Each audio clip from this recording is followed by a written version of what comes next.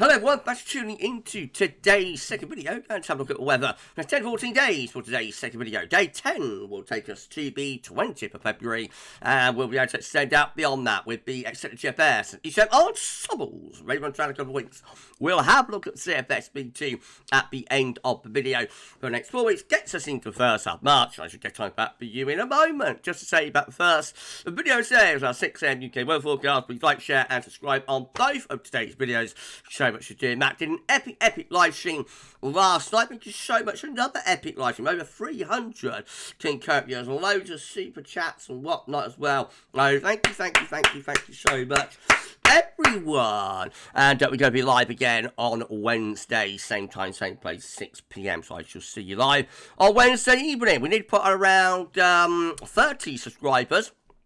I think it is. Get ourselves to 19.6k, so you could give us a sub. That'd be absolutely awesome. Thanks so much, everyone. I hope you're having a lovely Monday as well. Right, let's start off with the latest wind from knowschool.net. So high pressure still dominating to our northeast. Yes, we've got high pressure through Scandinavia and back into Western Russia. Winds are coming in from the east as well. It's not an especially cold east. In fact, for an eastern middle of winter, it's quite warm. Mild instilling, but it certainly has a real chill to it. There's been a lot of cloud dampness and not very inspiring weather, I have to say.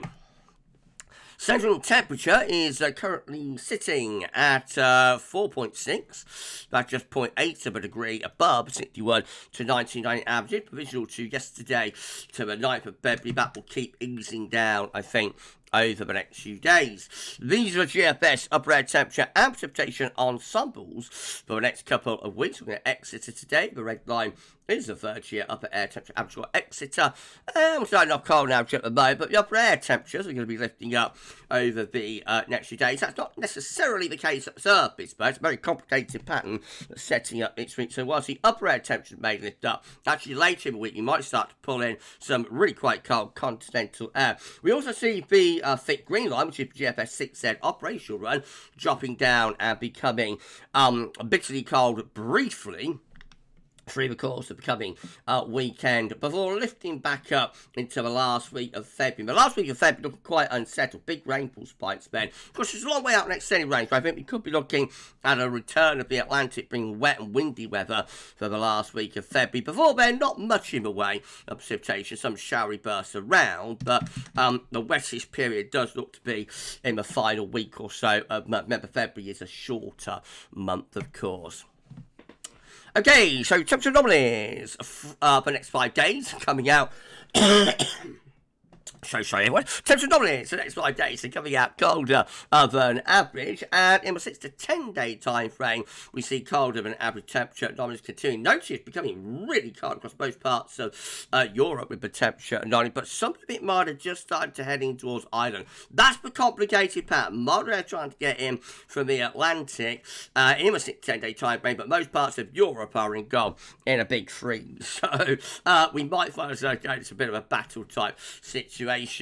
And precipitation anomalies up to day 7, between 1 and day 7, coming out drier than normal. Right, let's start getting people chart data there. Let's have the latest UK Met Euro run. It's looking for midnight on Thursday. High pressure still blocking things out to our northeast, still generally quite cold with wind coming in from an easterly direction. That continues into Friday as well.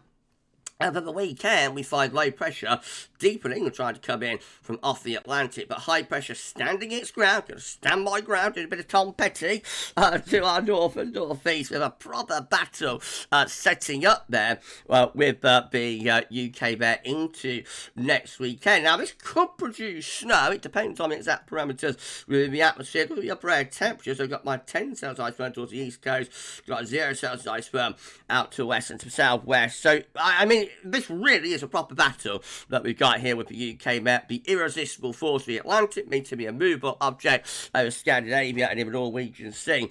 And so, which way does it go? Does a low pressure steamroller through, or does that high pressure stand its ground and bring the cold weather in from the east? It's a do or die there by the 17th of February, the start of next week, and quite exciting to ponder which way that particular battle could go. Icon again looks cold on Thursday, with winds coming in from an easterly direction, and that carries on into Friday as well. The weekend, quite cold, probably widespread overnight frost if skies are clear, but bringing the energy in from the Atlantic a lot more with Icon. So the blocking weakens over the weekend, and wet and windy weather started to edge in from the Atlantic. So by the beginning of next week, different to the UK Met, Icon has the Atlantic winning the battle and drawing up a southerly to southwesterly flow. That should be quite mild, but turning increasingly wet. Okay, well, let's go through the KMA.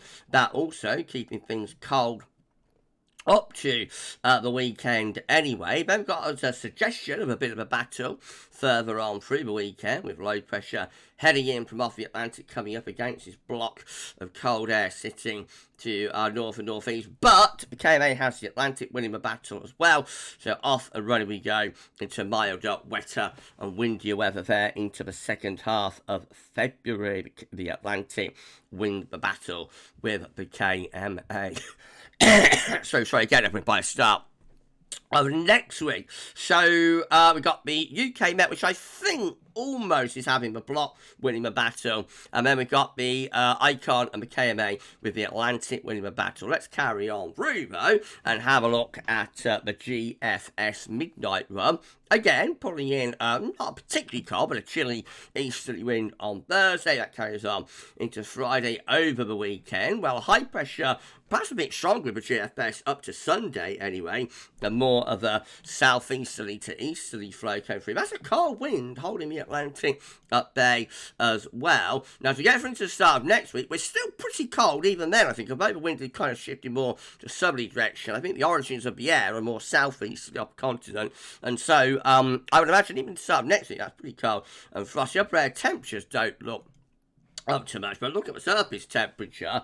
That's what I'm talking about with this being a cold pattern, like the ensemble here lifting up doesn't necessarily tell you what's going to be happening on the surface. Actually, GFS midnight running is very cold to start of next week with some really harsh overnight frost, and most of Europe is engulfed in a big freeze there as well. Now, just beyond that though, the Atlantic does start to break through, so by day 10 we're back into those milder west-southwesterlies again, and that takes us through then into the extended range of GFS midnight run, which does turn wet and windy. But GFS 6 then, by comparison, looking like this again, things being blocked up to the north and to the northeast on Thursday.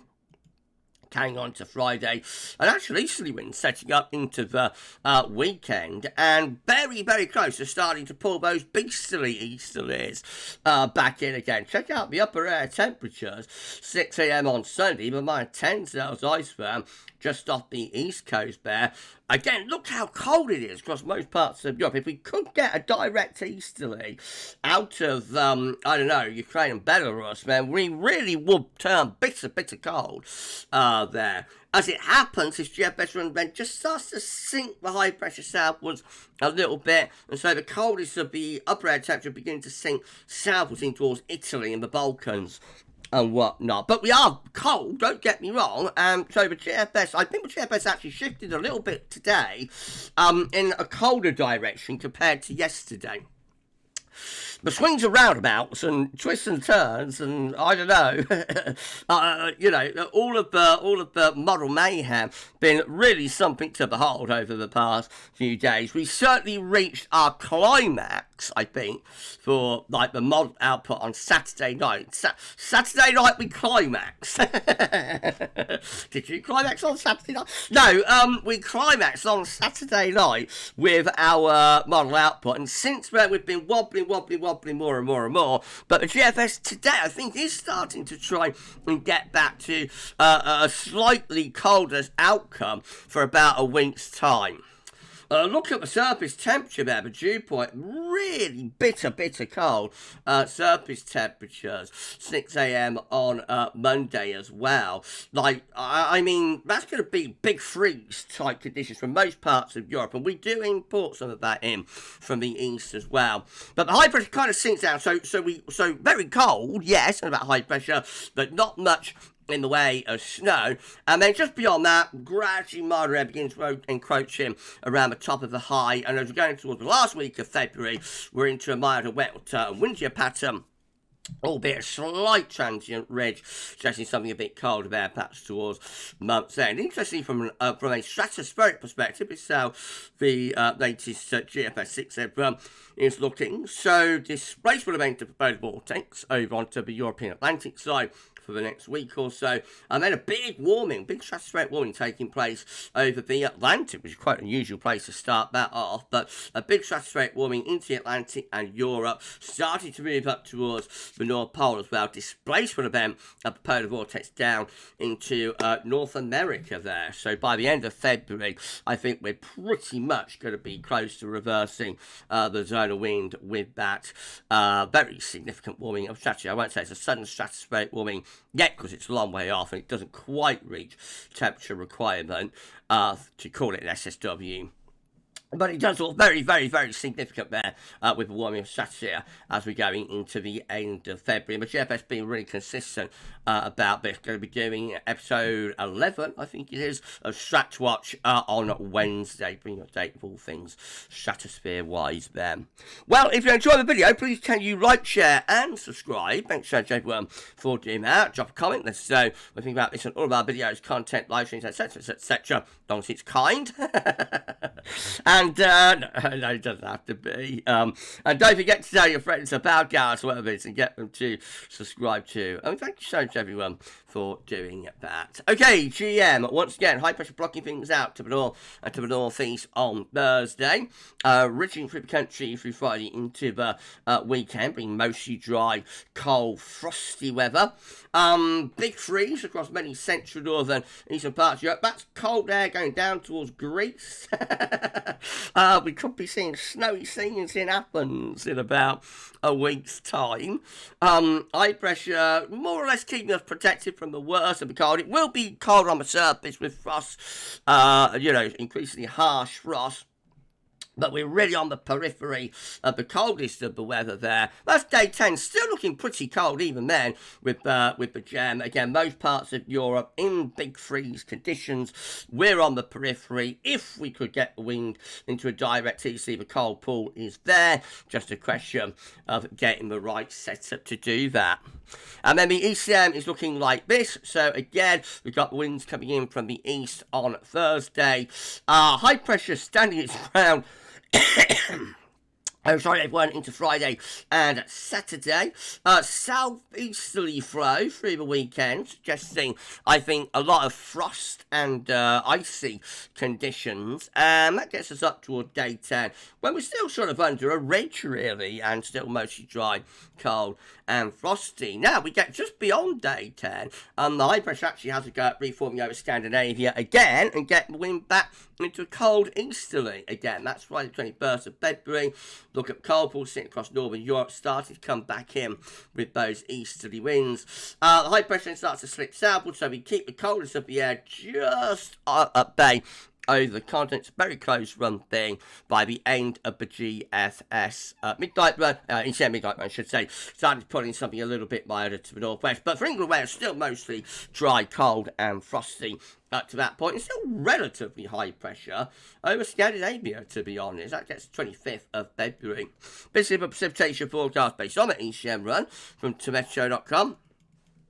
So, a lot of dry weather to come over the next few days. Some rain, sleet, maybe a bit of snow into the west later on in the week. But really high pressure is in the ascendancy, bringing loads of dry weather with it up to day 10. These are the options on the table within the ECM ensembles today for day 10. For the Icelandic Met Office gets us to the 20th of February. 23 members of the ECM ensembles with blocking up towards Greenland. Low pressure to our south and east. That looks like it should be cold. It is a majority option as well there.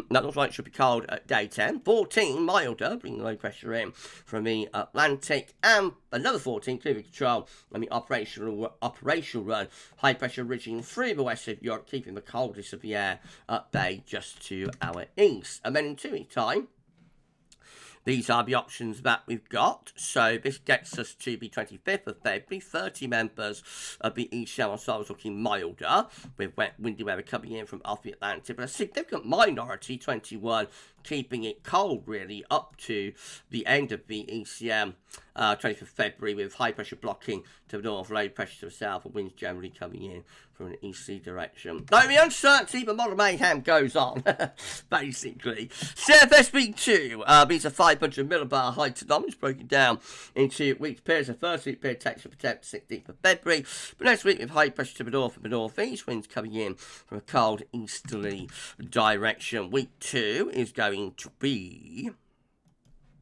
the 17th to 23rd of February, still that blocking out of high pressure, ridging down into Western Europe, keeping the coldest of the air with this trough of low pressure more towards the east and the northeast. And then week 3, look, it looks like that, 24th of February to 2nd of March, high pressure is over to the east country, lower pressure out in the Atlantic. That's probably starting to turn a little bit milder. Finally, week 4, which is the 3rd through to the 9th of March, brings low pressure back in from the Atlantic, and so we're turning milder but also wet and windy then.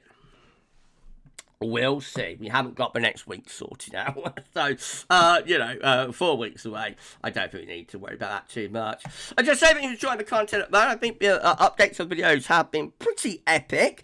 Though I hope you've been enjoying the content and whatnot. In the past, I did 5 videos, gracious, on Saturday. I had to do that final video on Saturday night, showing for posterity more than anything else that very cold ECM 12Z. But anyway, if you've been enjoying the content and you can afford to do so, could you give a little donation to GavsWeatherVids via our PayPal page? The link is in the description. We'll give you a shout out in the videos if you want one. And we thank you so much everyone for doing that. Thank you for all the support over all of the years. It's absolutely amazing. Thank you so much everyone.